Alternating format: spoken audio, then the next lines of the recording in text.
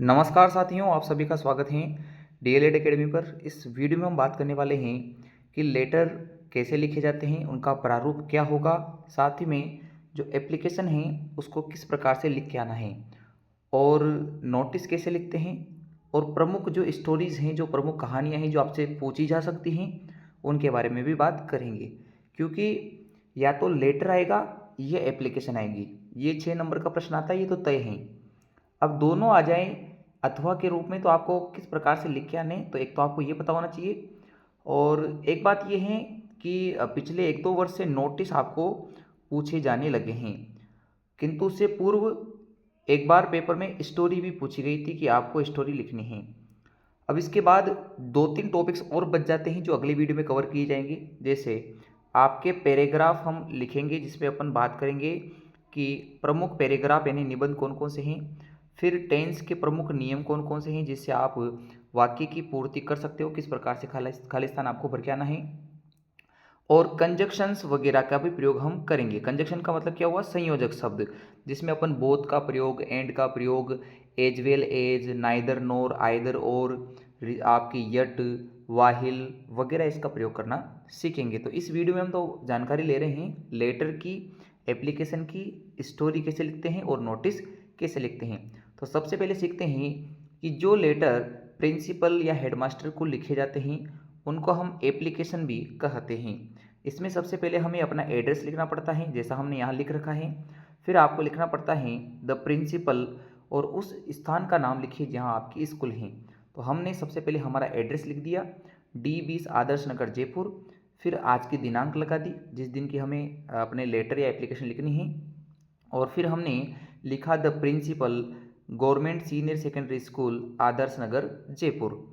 अब जब आपको हेडमास्टर जी को लेटर लिखना होता है तो उस समय हमें सब्जेक्ट भी लिखना है, यानी विषय लिखना होता है। अब आप थोड़ा सा याद रखें कि आपके एप्लीकेशन और आपके लेटर में थोड़ा सा ही अंतर है। थोड़ा सा अंतर क्या है कि आपको सब्जेक्ट लिखना पड़ता है लेटर के अंदर, जबकि ये चीज़ आपको एप्लीकेशन में लिखने की आवश्यकता नहीं होगी। उसका भी प्रारूप हम आगे देख लेंगे। हालांकि दोनों चीज़ें एक ही हैं, बट आपको थोड़ा सा समझ के चलना है कि आप जब लेटर लिखे तो ये एक्स्ट्रा लाइन आपको लिखनी है सब्जेक्ट के रूप में। अब जैसे सब्जेक्ट हैं to issue transfer certificate, transfer certificate यानी टीसी जारी करवाने हेतु आप लेटर लिख रहे हैं, तो आपका विषय ये है। फिर आप कहोगे sir I am a student of class 10th of your school, मैं आपके विद्यालय में 10वीं क्लास का छात्र या छात्रा हूँ। My father has been transferred, मेरे पिताजी का ट्रांसफर्ड हो चुका है, ट्रांसफ़र हो चुका है, टू कोटा, जयपुर से कोटा हो चुका है। Our family is going there, हमारे परिवार भी जो है वहाँ जा रहे हैं। I need my transfer certificate, मुझे अपने ट्रांसफ़र सर्टिफिकेट की आवश्यकता है। टू सीक एडमिशन, एडमिशन लेने के लिए इन अ गवर्नमेंट स्कूल दियर, वहाँ की जो गवर्नमेंट स्कूल है उसमें एडमिशन लेना है, तो मुझे ये आपसे टीसी लेने की आवश्यकता है। प्लीज़ इश्यू मी, कृपया जारी कर दीजिए, माई ट्रांसफ़र सर्टिफिकेट, मेरा टीसी, एंड ओब्लाइज, उसकी कृपा करें। थैंकिंग यू, योर्स ओबीडेंटली, आपका आज्ञाकारी शिष्य अशोक कुमार, कक्षा 10 से, आपके ए सेक्शन में पढ़ता हूँ। तो ये हमने इस प्रकार से लेटर लिख के आना होता है जब आप अपने प्रिंसिपल या हेडमास्टर को लेटर लिख रहे हो। यदि मान लो आपको ट्रांसफ़र की जगह बुक इश्यू करवानी है, क्योंकि आप कमज़ोर छात्र हैं, तो आप लिख देना कि मैं आपके स्कूल में 10वीं में पढ़ता हूँ, my family condition is very poor, मेरे जो घर की कंडीशन है वो बहुत ही पुअर है यानी कि कमज़ोर हैं। So my father can not purchase, मेरे पिताजी परचेज नहीं कर सकते हैं बुक्स फॉर मी, मेरे लिए बुक्स परचेज नहीं कर सकते हैं। Please issue me books, books for me, मेरे लिए बुक्स को इशू करें, किस में से? बुक भंडार में से, यानी कि लाइब्रेरी में से, इन द लाइब्रेरी, लाइब्रेरी में। तो लाइब्रेरी में मुझे बुक्स दे दीजिए, मैं पढूं और उनको वापस वहीं जमा करा सकता हूं। तो इस प्रकार हम लेटर या आपके एप्लीकेशन लिखते हैं। अब एप्लीकेशंस के हम यहाँ आपको कई सारे प्रकार बता रहे हैं, एक एक करके समझते हैं कि किस प्रकार से आप एप्लीकेशन लिख सकते हो। तो ये आपकी एक एप्लीकेशन है जो आप अपने प्रिंसिपल को लिख रहे हो। To grant you leave for 3 days, 3 दिन का आपको अवकाश चाहिए उस वजह से। तो सबसे पहले आपने क्या किया, आपको लगानी है तारीख। एप्लीकेशन में सबसे पहले आप लगा दोगे ऊपर तारीख। तारीख लगाने के बाद आपको लिखना है द हेड मास्टर या the principal government secondary school या सीनियर सेकेंडरी स्कूल जोधपुर, आपने लगा दिया है। फिर आप लिखोगे sir respectfully I beg to say that, सविनय नम्र निवेदन है कि I am suffering from fever, मैं जो है बुखार से पीड़ित हूँ, अभी बुखार जो है उससे पीड़ित हो रहा हूँ। The doctor has advise me, the doctor has यानी कि डॉक्टर मुझे सलाह दे चुका है टू टेक रेस्ट, आराम करने के लिए फॉर 3 डेज, 3 दिनों के लिए। So I can not come to school, में विद्यालय नहीं आ सकता। अब चूंकि 8 तारीख से आप लेटर या एप्लीकेशन लिख रहे हो तो 3 दिन तक लिखना है, तो 8, 9 और 10, तो 8 तारीख से लेकर 10 तारीख तक मैं स्कूल नहीं आ सकता। काइंडली ग्रांट मी, कृपया मुझे प्रदान करें लीव फॉर 3 डेज, 3 दिनों के लिए। थैंकिंग यू योर्स ओबिडेंटली, आपका नाम लिख दीजिए, आपकी क्लास लिख देना। ऐसे ही आपके अगली एप्लीकेशन है हेड मास्टर जी को to grant you leave 4 days, 4 दिन की आपको छुट्टी लेनी है। अब आप छुट्टी ले रहे हो 4 दिन की, किस लिए, तो कोई रीज़न देना, जैसे कि आप शादी में जा रहे हो, इस प्रकार से। तो इसमें है तारीख लगा दिया आपने, द हेड मास्टर, आपके स्कूल का नाम, फिर लिखेंगे sir respectfully I beg to say that, sir इन्हें नम्र निवेदन है कि the marriage of my sister, मेरी सिस्टर की जो शादी है विल बी हेल्ड, होने वाली हैं ऑन 14 नवंबर, 14 नवंबर को। So I am unable to attend school class, मैं स्कूल में क्लास अटेंड नहीं कर सकता। फ्रॉम 13 नवंबर टू 16 नवंबर, 13 तारीख से 16 तारीख नवंबर में। काइंडली ग्रेंट मी लीव, कृपया मुझे प्रदान कर दीजिए लीव यानी कि छुट्टियाँ फॉर 4 डेज, 4 दिन के लिए। थैंकिंग यू योर्स ओबिडेंटली, आपका नाम और आपकी कक्षा मेंशन करेंगे तो यहाँ आप आपका एप्लीकेशन पाओगे।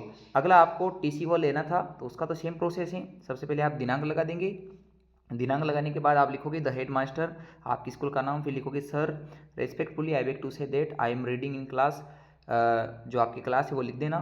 ऑफ योर स्कूल, मैं आपकी स्कूल में इस क्लास में पढ़ता हूँ। My father has been transferred to Jaipur, मेरे पापा का ट्रांसफ़र हो चुका है जयपुर के लिए। Our family is going there, हमारा परिवार वहाँ जा रहा है। I need my transfer certificate, मुझे मेरा अपना ट्रांसफ़र सर्टिफिकेट चाहिए टू सीक एडमिशन, एडमिशन लेने के लिए इन गवर्नमेंट स्कूल दियर, वहाँ की जो सरकारी विद्यालय है उसके लिए। काइंडली इश्यू मी माई ट्रांसफ़र सर्टिफिकेट, मुझे अपना ट्रांसफ़र सर्टिफिकेट इशू करवा दीजिए और आइए आपकी कृपा होगी। Thanking you yours obediently. अगला आपके एप्लीकेशन है या लेटर है, ये देखो लेटर एप्लीकेशन में कोई अंतर नहीं है। अगर आप प्रधानाचार्य के लिए लिख रहे हैं तो वो लेटर और एप्लीकेशन दोनों का बस थोड़ा सा फॉर्मेट चेंज है, बाकी सब चीज़ें सेम है। अगला है आपके पिताजी जो हैं फीस जमा नहीं करा सकते हैं, उनकी फैमिली कंडीशन अच्छी नहीं है, तो एप्लीकेशन लिखना है जिसमें आपको फ्री शिप चाहिए। मतलब आपको क्या चाहिए कि आपसे आपके पिताजी जमा नहीं करवा सकते तो आप अपनी फ़ीस जो है माफ़ करवाए, तो उसके लिए आपको क्या लिखना है, एप्लीकेशन लिखना है। तो सबसे पहले हम डेट लगा देंगे, फिर लिखेंगे द हेड मास्टर, फिर आपकी स्कूल का नाम लिखेंगे, स्कूल कहाँ है वो लिखेंगे, फिर लिखेंगे sir respectfully I beg to say that, sir विनय नम्र निवेदन है कि I am a student of class, तो मैं जिस क्लास का स्टूडेंट हूँ वो आप यहाँ बता देना। ऑफ योर स्कूल, आपके विद्यालय में। My father is a peon, मेरे जो पिताजी वो चपरासी हैं। There are 6 member in our family, हमारे परिवार में 6 मेंबर्स हैं। We live in rented house, हम एक किराए के घर पे रहते हैं। We can not pay my fees, he can not my fees, हम जो है वो मतलब मेरे पिताजी जो हैं वो फीस जमा नहीं करवा सकते। आई गोट फर्स्ट पोजीशन इन क्लास, मैं जो है इस क्लास में फर्स्ट पोजीशन पे भी आया हूँ। काइंडली ग्रिंट मी फुल फ्री शिप, कृपया मुझे जो है मेरी पूरी फीस माफ़ करें। थैंकिंग यू योर्स ओबिडेंटली, फिर आप अपना नाम लिखेंगे, अपनी क्लास लिखेंगे। अगला एप्लीकेशन है कि एप्लीकेशन आपको लिखना है for to your headmaster to grant leave for 3 days, 3 दिन की आपको लीव लेनी है क्योंकि आपकी मम्मी क्या है, बीमार है। तो उसके लिए कैसे लिखेंगे, सबसे पहले लिखेंगे आपको लेटर के एप्लीकेशन के ऊपर लिखना है तारीख, फिर आप लिखोगे द हेड मास्टर, फिर आपके अपने स्कूल का नाम लिखोगे, फिर लिखोगे sir respectfully I beg to say that my mother is ill, मेरी मम्मी जो है बीमार हैं। I have to look after her, मैं उन I have to look after her so I can not come to school, मैं जो है उनकी देखभाल करूँगा। लुक आफ्टर का मतलब देखभाल करना है यहाँ से, तो मैं विद्यालय नहीं आ सकता 12 जुलाई से 14 जुलाई 3 दिनों के लिए। काइंडली ग्रांट मी लीव, कृपया मुझे लीव छुट्टी प्रदान करें फॉर 3 डेज एंड ओब्लाइज, उसकी कृपा रहेगी। तो आपके हैं फिर नीचे थैंकिंग यू लगा दोगे, योर्स ओबिडेंटली लिख दोगे और आप अपना नाम लिख दोगे। जैसे एक और आपके यहाँ पे अगला एप्लीकेशन है जिसमें आपसे कहा गया है कि एक एप्लीकेशन लिखना है रिक्वेस्ट करते हुए कि आपको लीव चाहिए 1 दिन की, और क्यों चाहिए, क्योंकि आपको अर्जेंट काम आ चुका है घर पे। तो उसके लिए कैसे लिखोगे, सबसे पहले आप लगाओगे तारीख, फिर आप लिखोगे द हेड मास्टर, आप अपने स्कूल का पता लिखोगे। फिर लिखोगे sir respectfully I beg to say that I have some urgent piece of work, मुझे बहुत ही अत्यंत आवश्यक कार्य हैं घर पे। At my house so I can not attend the school, मैं स्कूल अटेंड नहीं कर सकता। टुडे आज यू आर रिक्वेस्टेड, आपसे रिक्वेस्ट की जाती हैं टू ग्रेंट मी, प्रदान करने के लिए, leave for one day only, केवल आज एक दिन की। Thanking you yours obediently. अंतिम हमारे सामने एप्लीकेशन है जिसमें आपसे कहा गया है कि आपके पिताजी गरीब किसान हैं, वो आपके लिए बुक्स परचेज नहीं कर सकते हैं, तो आपको बुक्स जो हैं कहाँ से लेनी है, बुक भंडार से लेनी है, बुक बैंक से लेनी है, तो उसके लिए आप लेटर या एप्लीकेशन लिखें। तो जो मैं आपसे आगे बात कर रहा था वो बिल्कुल ऐसा ही है उसका फॉर्मेट। सबसे पहले हमने तारीख लगा दी, लिखा the head master government upper primary school Bikaner, sir respectfully I beg to say that. तो उस पर आगे लिखना है आपको my father is a poor farmer, मेरे पिताजी एक गरीब किसान हैं। I have a big family, मैं एक बड़े परिवार से हूँ। My father can not purchase my books, मेरे पिताजी मेरे लिए बुक्स परचेज नहीं करवा सकते। I am a well behaved student, और मैं एक अच्छा संस्कारी बालक भी हूँ। काइंडली लैंड मी टेक्स्ट बुक, कृपया मुझे टेक्स्ट बुक प्रोवाइड करवा दीजिए from book bank, book bank से यानी कि बुक भंडार से मुझे जो है पुस्तकें दिला दीजिए। इसके बाद लिखेंगे थैंकिंग यू योर्स ओबीडेंटली, और आप अपना नाम लिखेंगे और अपनी क्लास लिखेंगे। तो इस प्रकार मैंने आपको समझा दिया है लगभग 6-7 एप्लीकेशन से कि किस प्रकार से लेटर्स जो आप टीचर हेडमास्टर को लिखते हो वो इसी फॉर्मेट में लिखी जाएगी। बस थोड़ा सा हल्का सा अंतर है कि जो फर्स्ट में आपको मैंने बताया था एप्लीकेशन वो लेटर टाइप वाला है, और बाकी अगर एप्लीकेशन ही पूछे तो आपको ये मैंने 6-7 एप्लीकेशन करवा दिए हैं, इसी प्रकार से आप करके आना। अब हम आ जाते हैं अगले प्रकार के लेटर पे जो लिखे जाते हैं आपके घर वालों के लिए। तो आपको नाम दिया जाएगा अपना, और कहा जा रहा है कि एक लेटर लिखना है आपके अंकल को। He has sent you a birthday present, जिन्होंने आपके लिए बर्थडे का उपहार भेजा है। You like it very much, जो आपको बहुत पसंद आया है, तो आपको थैंक बोलने के लिए लिखना है। तो सबसे पहले आप क्या लिखोगे, आप लगाओगे लिखोगे अपना स्थान, फिर लगाओगे तारीख यानी अपना पता, और उसके बाद डेट लगा दोगे। फिर लिखोगे माय डियर अंकल, मेरे प्रिय चाचा। यू सेंट अ वॉच, आपने घड़ी भेजी है टू मी, मेरे लिए, ऑन माई बर्थडे, मेरे बर्थडे पर। आई एम वेरी हैप्पी, मैं बहुत ज़्यादा खुश हूँ। It is very beautiful watch, ये बहुत ही सुंदर घड़ी है। It will be useful to me, यह मेरे लिए क्या साबित होगी, उपयोगी साबित होगी। I like it very much, इसे मैं बहुत पसंद करता हूँ। I thank you very much, मैं आपको बहुत बहुत धन्यवाद देता हूँ। काइंडली पे माई रेस्पेक्ट, कृपया मेरा सम्मान पहुँचाइएगा। टू आंट मतलब आंटी को मेरे जो है सम्मान पहुँचाइएगा, मेरी चाची को मेरा सम्मान पहुँचाना। लव टू पिंकी, जो आपकी चाचा की लड़की है उसके लिए। एंड अगेन थैंक यू, और दोबारा मैं आपको धन्यवाद देता हूँ। योर लविंग, आपका प्रिय, जो आपका नाम है वो लिख देना। तो इस प्रकार से आप अपने अंकल जी को थैंक यू बोलने के लिए लिख रहे हो। ऐसा एक और आपके लेटर है जिसमें आपको कहा जाएगा कि आपका नाम ये है, आपको लेटर लिखना है, अपने फ्रेंड को इनवाइट करना है आपके बर्थडे पर, तो आप उसके लिए लेटर लिखिए। तो सबसे पहले आप क्या लिखोगे, अपना एड्रेस लिखोगे ऊपर, एड्रेस के बाद तारीख लगा दोगे यहाँ, फिर लिखोगे माई डियर राजू, यानी आपका दोस्त है उसके लिए लेटर लिख रहे हो, तो my dear Raju, you will be glad, तुम जानकर, you will be glad to know, तुम जानकर खुश होगे, डेट की, my birthday is on 18 August, 18 अगस्त को मेरा बर्थडे है। I shall give a tea party, मैं एक जो है चाय के लिए पार्टी दे रहा हूँ। एट 7 o'clock, 7 बजे। इन द इवनिंग, शाम के समय। प्लीज़ कम, जरूर से आना। आई सेल बी हैप्पी, और मैं खुश रहूँगा इस चीज़ से। If you do not come, यदि तुम नहीं आओगे, आई विल मिस यू, मैं तुम्हें बहुत ही मिस करूँगा, तुम्हारी याद आएगी। फिर लिखेंगे योर विद रिगार्ड्स, सम्मान के साथ, योर सिंसियरली, आपका प्रिय, जो आपका नाम है वो यहाँ आप लिख दोगे। फिर अगला है आपके सामने कि आपका नाम ये है, आपको ब्रदर के लिए लेटर लिखना है कि द मदर इज़ इल, मम्मी क्या है, बीमार हैं। तो आप अपने कुछ शब्दों का प्रयोग करके लेटर लिखिए। तो सबसे पहले क्या लिखोगे, आपको लेटर लिखना है, आप अपना पता लिखोगे, पते के बाद आप अपनी डेट लगाओगे कि कहाँ आप जो है किस तारीख को आप लेटर लिख रहे हो। फिर लिखोगे माई डियर मदर, मेरी प्रिय माता। ब्रदर राइट्स, भाई ने पत्र लिखा, टू मी, मुझे, दैट की, यू आर इल, आप क्या हो, बीमार हो। यू हैव फीवर, आपको जो है बुखार है। आई एम वेरी सैड, मैं बहुत दुखी हूँ इससे। I am worried about you, मुझे आपकी चिंता है। हाउ आर यू नाउ, अब आप कैसे हो। I shall come to Jaipur on Sunday to see you, मैं संडे को जयपुर आऊँगा आपको देखने के लिए, मिलने के लिए। प्लीज़ पे माई रेस्पेक्ट, कृपया मुझे मेरा सम्मान पहुंचा दीजिएगा पिताजी को। लव टू डोली, छोटी बहन जो डोली है उसको मेरा जो कहना कि प्यार है मेरा उस पर। प्लीज़ रिप्लाई अर्ली, बहुत ही जल्दी मुझे उत्तर दे दीजिएगा कि हालत कैसी है। यूर लविंग सन, आपका प्रिय पुत्र हूँ, जो आपका नाम है वहाँ आप यहाँ लिखें।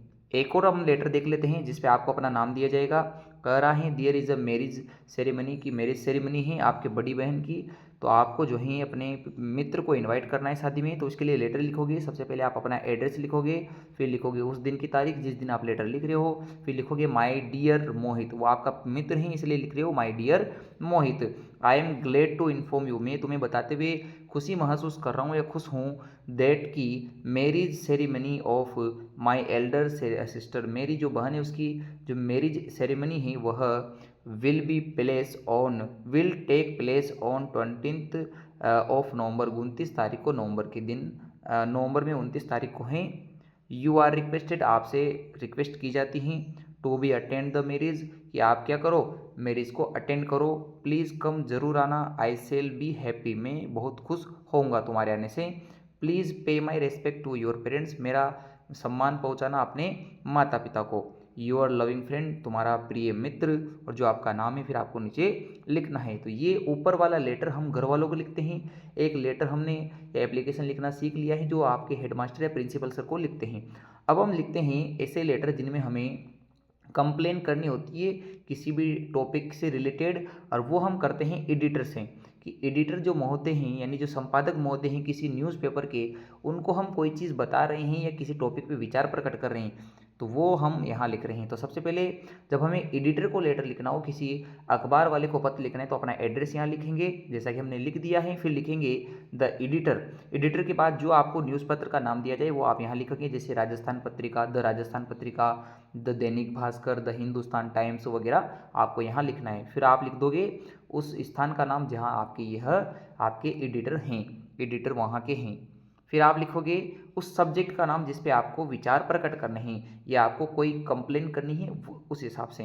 तो आपके विचार हैं अबाउट पुअर लाइटिंग कंडीशन, कि खराब जो है लाइटिंग की समस्या है, यानी कि हमारे इलाके में खराब लाइटिंग है तो उसको सुधारने के लिए हम लेटर लिख रहे हैं, या उसके बारे में लोगों को पता लगे या फिर जो कार्यालय हैं जो इससे जुड़े हुए हैं उनको पता लग जाएगा। Sir I want to bring it to your kind notice that, मैं बताना चाहता हूँ आपको और आपका ध्यान खींचना चाहता हूँ इस ओर की, अबाउट पुअर लाइटिंग, कि खराब लाइटिंग व्यवस्था हैं, कंडीशंस हैं इन अवर लोकेलिटी, हमारे एरिया में जो हैं आदर्श नगर जयपुर। इट क्रिएट्स, यह जो है क्रिएट कर रहा है यानी कि इससे बढ़ रही हैं मेनी प्रॉब्लम्स, बहुत सारी समस्याएं, फॉर अस, हमारे लिए, लाइक जैसे कि रोड एक्सीडेंट इन नाइट, रात में क्या हो जाते हैं रोड एक्सीडेंट हो रहे हैं। तो ये समस्याएं आ रही हैं हमारे इस इलाके में पुअर लाइटिंग की वजह से। फिर अगला है प्लीज़ पब्लिश, या प्लीज़ कृपया इसे पब्लिश करवाए या कवर करें इस चीज़ को, इन प्लीज़ पब्लिश और कवर इट, कृपया इसको पब्लिश या कवर करें इन योर न्यूज़पेपर, अपने न्यूज़पेपर के लिए। थैंकिंग यू, बहुत बहुत धन्यवाद आपका, ट्रूली आपको सत्य बताने वाला हूँ, अशोक कुमार, जो आपको यह लेटर लिख रहे हैं। तो हमने अपने इस प्रारूप में जाना कि किस प्रकार से एडिटर को लेटर लिखे जाते हैं।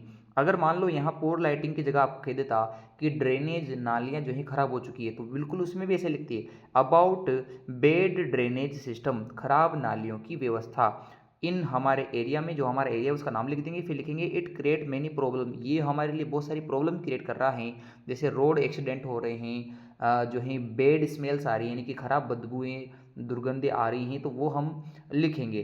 तो इस प्रकार हम ड्रेनेज सिस्टम के बारे में लिख सकते हैं। रोड कंडीशन जो है बेड रोड कंडीशन के बारे में लिख सकते हैं कि हमारे इलाके में बेड रोड कंडीशन है, और वो इस इलाके का नाम लिख देंगे। फिर ऐसा लिखेंगे इट क्रिएट मैनी प्रॉब्लम्स, ये हमारे लिए बहुत सारी प्रॉब्लम करता है, जैसे कि रोड एक्सीडेंट हो जाते हैं।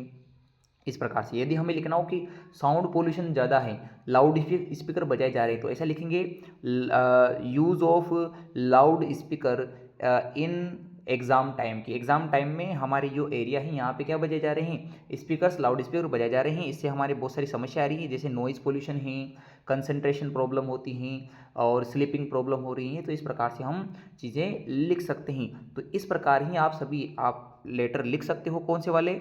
एडिटर वाले। एडिटर वाले में सबसे सीधा है, अपना एड्रेस लिखें, एडिटर का नाम लिखें या एडिटर के बारे में लिखें, फिर उस टॉपिक का नाम लिखें और फिर आप ये वाली line as it is use कर सकते हैं यहाँ तक। और फिर आप अपने टॉपिक्स का नाम लिखें कि आपको किस टॉपिक पे एडिटर को लेटर लिखना है। फिर आप अपनी लोकेलिटी एरिया का नाम लिखें, फिर आगे लिखें it create many problem for us, और लाइक के बाद लिख दे वो प्रॉब्लम जो आपको फेस करना पड़ रहा है। यानी कि आपको सिर्फ दो चीज़ें चेंज करनी है, एक तो ये वाली और एक ये वाली, जिसमें आपको बस टॉपिक और टॉपिक से रिलेटेड प्रॉब्लम चेंज करनी होती है और बाकी सारा फॉर्मेट ऐसा का ऐसा ही है।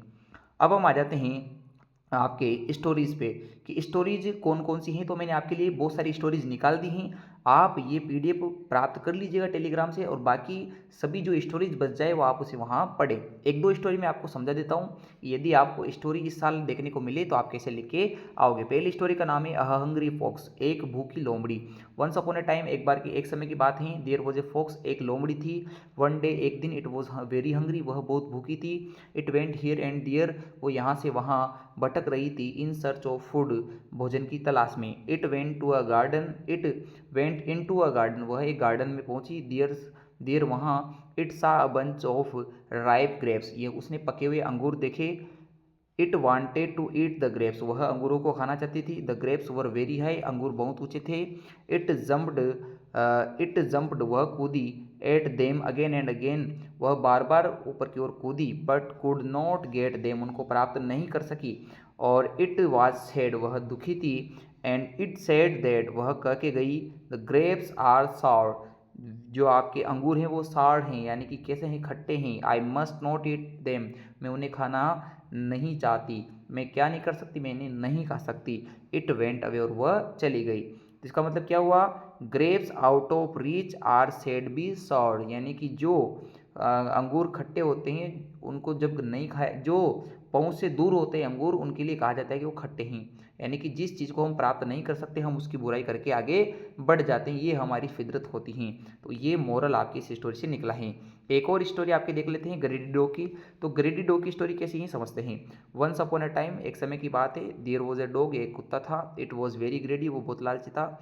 वंस, एक बार, it found a piece of bone, उसने हड्डी का टुकड़ा प्राप्त किया। It was crossing a bridge, वह एक ब्रिज को क्रॉस कर रहा था। इट सा हिज रिफ्लेक्शन, वो उसने अपनी परछाई देखी। इन वाटर, पानी के अंदर। इट थॉट दैट, उसने सोचा। देयर वॉज अनदर डॉग, वहाँ एक दूसरा कुत्ता है। It wanted to take that, वह उसे खाना चाहता था। दैट पीस आल्सो, उसको भी, यानी वह उस दूसरे पीस को भी खाना चाहता था। It opened its mouth to bark, उसने भौंकने के लिए अपना मुंह खोला। द पीस ऑफ बोन, जो आपका हड्डी का टुकड़ा था, फेल इनटू द वाटर, पानी में गिर गया। इट वॉज वेरी सैड, वह बहुत दुखी हुआ। तो इससे सीख मिलती है, ग्रेड इज अ कर्स, यानी कि आपका जो लालच है वो एक अभिशाप है। कर्स का मतलब अभिशाप है। तो ये हमने स्टोरीज आपके लिए निकाली हैं, जैसे थ्रस्टी क्रो की हैं, बहुत ही सिंपल लैंग्वेज में लिखी हुई हैं। इसके अलावा है एलिफेंट एंड टेलर, हाथी और दर्जी की कहानी है।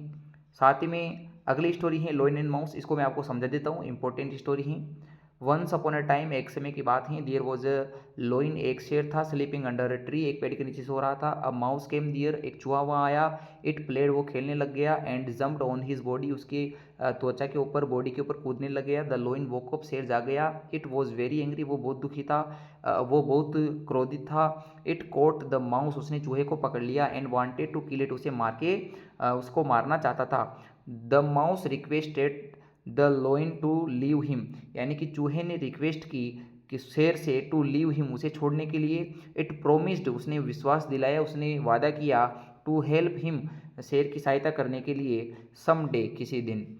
द लोइन वाज काइंड, शेर दयालु था। इट लेफ्ट द माउस, उसने चूहे को छोड़ दिया। वन डे, एक दिन। सम हंटर्स, कुछ शिकारी। Caught the lion in a net, शेर को उन्होंने जाल में पकड़ लिया। द माउस केम दियर, चूहा वहाँ आया। And cut the net with it sharp teeth, अपने शार्प टीथ से उसने नेट को क्या कर दिया, कट कर दिया। The lion came out of the net, शेर जो है किससे बाहर आ गया, नेट से बाहर आ गया। दे बिकम गुड फ्रेंड्स या फ्रेंड्स, वो जो है मित्र बन गए। अच्छा कार्य करोगे तो अच्छा प्राप्त होगा, do good and get good, अच्छा करने वालों का अच्छा होता है।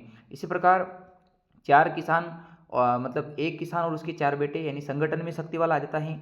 तो इसको या तो इस नाम से देगा a farmer and his 4 sons, या फिर इस नाम से देगा यूनियन इज स्ट्रेंथ। तो दोनों आपके लिए एक ही चीज़ है, इसको भी मैं समझा देता हूँ। वंस अपॉन अ टाइम, एक समय की बात है, देयर वॉज ए फार्मर, यहाँ एक बार एक किसान था। ही हैड 4 सन्स, उसके 4 पुत्र थे। दे क्वेल्ड विद वन अनादर, एक दूसरे के साथ लड़ते झगड़ते रहते थे। द फार्मर एडवाइज्ड देम, उनको फार्मर ने सलाह दी, नॉट टू बी क्वेल, नहीं झगड़ने के लिए। दे डिड नॉट लिसन, किंतु उन्होंने नहीं सुना।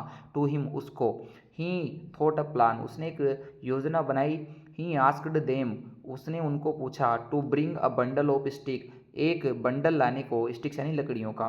ही आस्क्ड देम, लाने के बाद उसने कहा। टू ब्रेक इट, कि इसे तोड़ो, बंडल को तोड़ो। दे ट्राइड, उन्होंने कोशिश की। But could not break it, उसको तोड़ नहीं पाए।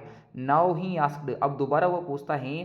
टू यूनाइट इट, यानी कि इसको अकेले अकेले करके कहा। यूनाइटेड का मतलब होता है कि छोटे छोटे टुकड़ों में तोड़ना है। He asked again them to break the stick, अब उसने उसको अलग अलग कर दिया लकड़ियों के बंडल को। और यूनाइटेड का मतलब होता है कि छोटे छोटे भागों में बांटा। और फिर दोबारा कहा तोड़ने को, ब्रेक द स्टिक्स, लकड़ियों को। Now the sons broke all sticks easily, जो पुत्र थे उन्होंने ब्रोक ऑल, सभी को तोड़ दिया। द स्टिक्स, लकड़ियों को। इजीली, बहुत ही आराम से। दे लर्नड अ लेसन, उन्होंने एक लेसन, सबक सीखा। यूनियन इज स्ट्रेंथ, कि संगठन में रहना क्या होता है, शक्ति होता है, हमें लड़ना झगड़ना नहीं चाहिए।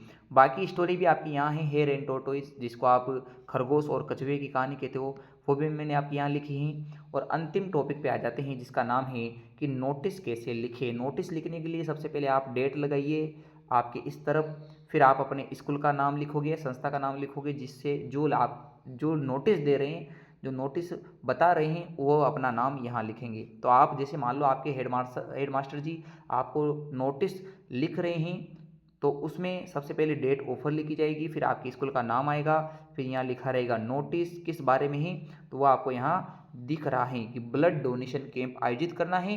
टॉपिक कोई सा भी दिया जा सकता है, फॉर्मेट एज इट इज रहेगा। अब आपके यहाँ ब्लड डोनेशन कैंप की जगह पे एनुअल फंक्शन का दे सकता है, या कोई भी और टॉपिक देख सकता है। तो इसमें कैसे लिखा जाता है समझिए। सबसे पहले हमें कहना होता है कि सभी छात्रों को सूचित किया जाता है कि all the students are informed that, सभी छात्रों को सूचित किया जाता है कि हमारी स्कूल आयोजित करने जा रही हैं। Our school is going to organise, अब क्या आयोजित करने जा रही है उसको चेंज किया जाता है, अ ब्लड डोनेशन कैंप। अगर यहाँ पे ब्लड डोनेशन कैंप की जगह पे आपके एनुअल फंक्शन होता तो एनुअल फंक्शन लिख देते। अब एनुअल फंक्शन कब होता है, तो तारीख लगा के लिखेंगे ऑन 13 अक्टूबर 2024, 30 अक्टूबर 2024 को हैं। कितने बजे हैं, 10 बजे हैं। कहाँ हैं, स्कूल ऑडिटोरियम में हैं। इफ़ एनी स्टूडेंट, यदि कोई विद्यार्थी वांट टू डोनेट करना चाहता है या फिर आना चाहता है, किस में आना चाहता है, कैंप में, ये यहाँ लिख दिया अपन ने, डोनेट करना चाहता है ब्लड, प्लीज मस्ट कम, जरूर पधारे या जरूर आए 30 तारीख को स्कूल में। और फिर आप लिख दोगे अपना नाम और नीचे लिख दोगे कि प्रिंसिपल हैं। तो हमें इस प्रकार से नोटिस लिख के आना होता है, जिसमें आपको ज़्यादा चेंज नहीं करना है, आपको चेंज करना है इस टॉपिक को जो आपको दिया जाए, और बाकी ये चीज़ें एज इट इज़ लिखी जाएगी कि स्कूल ऑडिटोरियम में आना है। और जो स्टूडेंट पार्टिसिपेट करना चाहते हैं, वांट टू डोनेट की जगह पे क्या लिखेंगे, पार्टिसिपेट, जो कोई भाग लेना चाहता है, पार्टिसिपेट करना चाहता है, यानी भाग लेना चाहता है किसमें, अब यहाँ ब्लड की जगह पे लिख देंगे in annual function, please must come, जरूर पधारे इस तारीख को, या कांटेक्ट करिए, please must contact to under sign, जिसके साइन नीचे हो रखे हैं उसे संपर्क करें, और ज़रूर पधारे इस तारीख को। तो इस प्रकार से हमने नोटिस को भी लिखना सीख लिया है। तो आपको आज का वीडियो कैसा लगा कमेंट करके बताना। इसकी अगर आपको पीडीएफ चाहिए तो टेलीग्राम ज्वाइन करें, जिसका लिंक डिस्क्रिप्शन में हमने दिया हुआ है।